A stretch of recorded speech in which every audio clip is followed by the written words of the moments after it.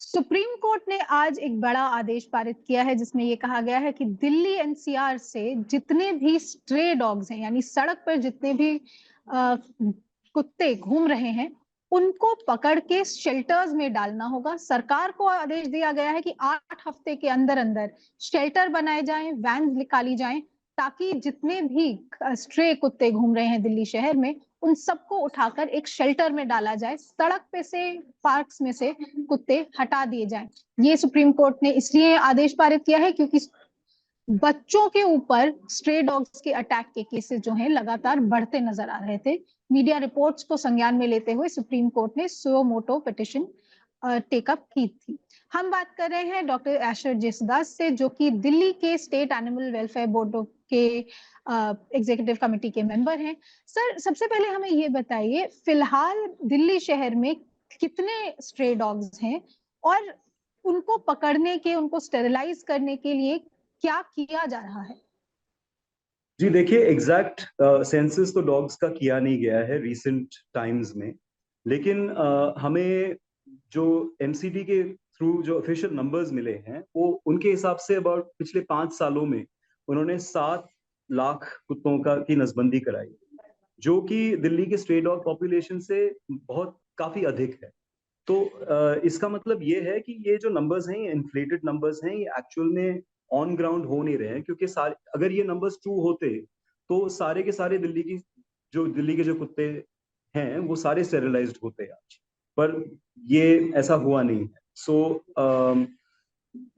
इससे यही पता चलता है कि ये नंबर्स इन्फ्लेटेड हैं और सही नहीं है। सर, नंबर इन्फ्लेटेड हैं, ये तो आप कह रहे हैं, लेकिन कितने जी। शेल्टर्स एक्चुअली दिल्ली शहर में हैं? क्या दिल्ली शहर में जैसे सुप्रीम कोर्ट ने आज कहा कि 5,000 कुत्तों को एक जगह पर रखने की जगह कहीं पर है? कितने शेल्टर्स इस तरह के दिल्ली में हैं? जी, हमारे पास ऐसा कोई शेल्टर बना नहीं है, चाहे वो दिल्ली में हो या गाजियाबाद में हो या नोएडा में हो, जहां पे भी इन लोगों ने कहा है, ऐसा कोई शेल्टर नहीं है जो 5,000 कुत्तों को रख सके। दिल्ली में फॉर एग्जांपल 20 एबीसी सेंटर्स बने हुए हैं, जहां पर 30 से 40 कुत्तों को रखने की एक सेंटर में 30 से 40 कुत्तों को रखने की जगह है। 30 से 40 कुत्तों को ले जाया जाता है, उन पर नसबंदी की जाती है और फिर 3 से 4 दिन बाद जब वो ठीक हो जाते हैं तो उन्हें छोड़ दिया जाता है उन्हीं उन्हीं इलाकों में, ताकि उनका पॉपुलेशन बढ़े ना। तो इन्हीं जगहों पे अगर आप जैसे परमानेंटली हाउस करने के लिए कुत्तों को ले जाएंगे तो 40 कुत्तों में एक शेल्टर भर जाएगा, बिकॉज ये पूरा कॉन्सेप्ट रोटेशन से चलता है ना, बिकॉज इंफ्रास्ट्रक्चर हमारे पास इतना ही है। तो आज की तारीख में ऐसा कोई शेल्टर नहीं है जो 5,000 कुत्तों को रख सके, और इतनी जल्दी में कोई बना भी नहीं सकता, keeping the welfare of the dogs in mind. ये प्रैक्टिकल नहीं है, ये ऑर्डर साइंटिफिक भी नहीं है और कानून के भी खिलाफ है, क्योंकि animal birth control rules 2023 clearly कहते हैं कि आप परमानेंटली किसी डॉग को कहीं शेल्टर में रिलोकेट नहीं कर सकते। जी। एक अगर आप हमें बता सके कि कितने शेल्टर इस वक्त हैं, जैसे आपने कहा कि एबीसी सेंटर्स हैं, कितने हैं वो दिल्ली शहर में? दिल्ली शहर में 20 एबीसी सेंटर्स हैं जो एमसीडी एम्पैनल्ड हैं। इसके अलावा शेल्टर्स, प्राइवेट शेल्टर्स तो कई सारे हैं, हमारे पास एग्जैक्ट आंकड़े नहीं हैं इसके, लेकिन बहुत सारे प्राइवेट शेल्टर्स हैं जो ऑलरेडी भरे हुए हैं, क्योंकि ये सारे शेल्टर्स में जो बीमार कुत्ते हैं, जिन पे लोगों ने कभी एसिड फेंका होता है या किसी ने गाड़ी चला दी होती है, ऐसे सारे बीमार कुत्ते इन शेल्टर्स में हैं जिनके लिए वो होना चाहिए। इनके पास कैपेसिटी नहीं है और हमारे पास सिर्फ 20 एबीसी सेंटर्स हैं, और गवर्नमेंट स्पॉन्सर्ड या गवर्नमेंट ओन्ड कोई ऐसा शेल्टर नहीं जो 5,000 कुत्तों को रख सके। जी। एक आखिरी सवाल मेरा ये रहेगा, जो आप कह रहे हैं कि 7 लाख कुत्तों को स्टेरिलाइज करने के आंकड़े एमसीडी ने दिए हैं, ये कितने सालों का आंकड़ा है? और दूसरी बात ये कि कितने क्या कोई और हमारे पास डेटा है कि कितने वैक्सीनेट किए गए, कितने स्टेरिलाइज किए गए?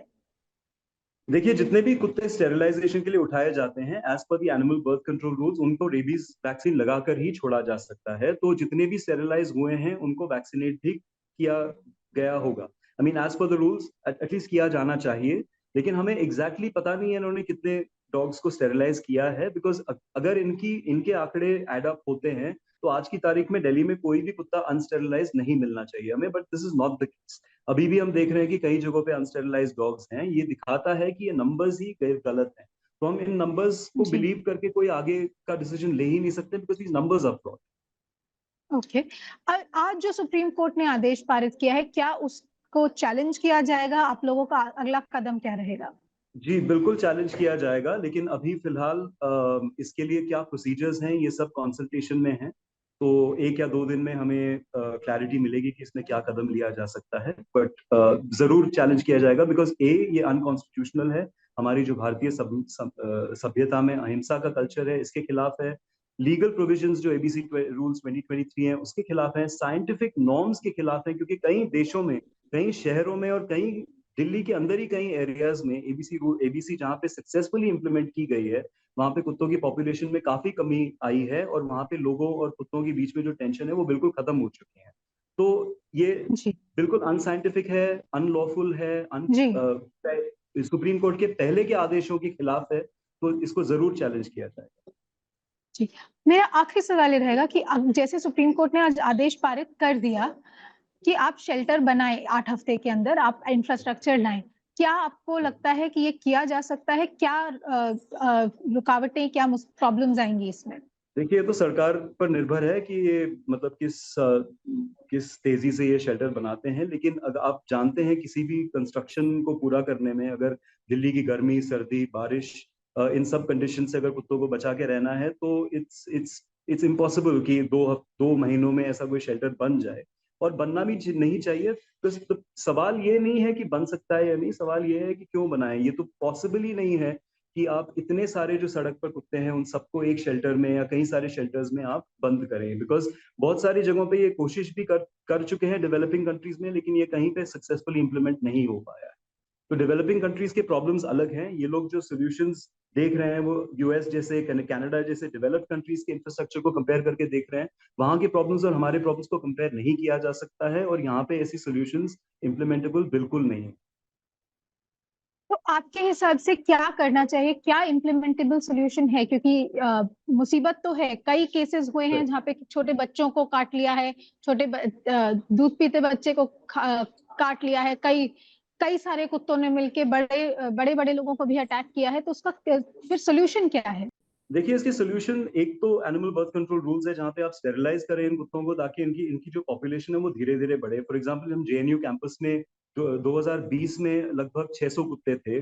उनको हमने अग्रेसिवली स्टेरिलाइजेशन कैंपेन वहां पर चलाया, और आज की तारीख में 50% से भी कम हो गए वहां के कुत्ते, और सारे बूढ़े हैं, और धीरे धीरे उनकी पॉपुलेशन कम होती जा रही है। दूसरी बात यह है कि जो लोग हैं, मतलब ये कुत्ते अग्रेसिव क्यों होते हैं, ज्यादा करके इसलिए होते हैं क्योंकि लोग उनके साथ बुरा व्यवहार करते हैं, उन्हें डंडे मारते हैं, उन्हें भगाते हैं, उन पे पानी फेंकते हैं। तो लोगों को सेंसिटाइज करना भी जरूरी है कि कुत्तों के साथ कैसा व्यवहार करा जाए। बिकॉज जहां पर लोग कुत्तों के साथ अच्छा व्यवहार करते हैं, अच्छा बर्ताव करते हैं, वहां के कुत्ते अग्रेसिव नहीं होते हैं।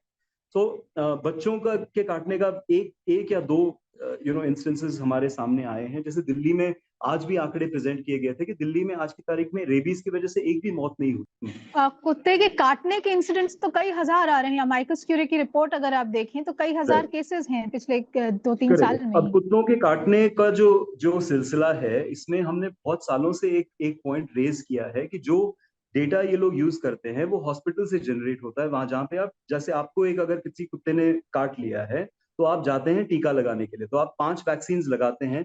एक तो वो 5 वैक्सीन जो हैं वो इंडिविजुअल इंडिविजुअल बाइट्स माने जाते हैं। अगर आपने एक कुत्ते ने आपको काटा है, उसके लिए अगर आपने 5 बार वैक्सीन लिया है, तो वो 5 बाइट्स माने जाते हैं। दूसरी बात यह है कि इनके पास जो डेटा है उसमें ये जी डिफरेंशिएट नहीं किया जा सकता है कि जो बाइट हुआ है वो पेट डॉग की वजह से हुआ है, या स्ट्रीट डॉग की वजह से हुआ है, या किसी अन्य जानवर की जी, वजह से हुआ है। बहुत बहुत तो धन्यवाद आपका जसुदास जी हमसे बात करने के लिए। हम इस मुद्दे पर नजर रखेंगे, और साफ सीधे तौर पे इसलिए भी क्योंकि कोर्ट ने जो आदेश दिया है, क्या उसका पालन हो सकता है, क्या उसका अनुपालन करने में मुसीबतें आएंगी, इन सब पर हमारी नजर रहेगी। बट फिलहाल बहुत बहुत धन्यवाद आज तक से जुड़ने के लिए। Thank you very much.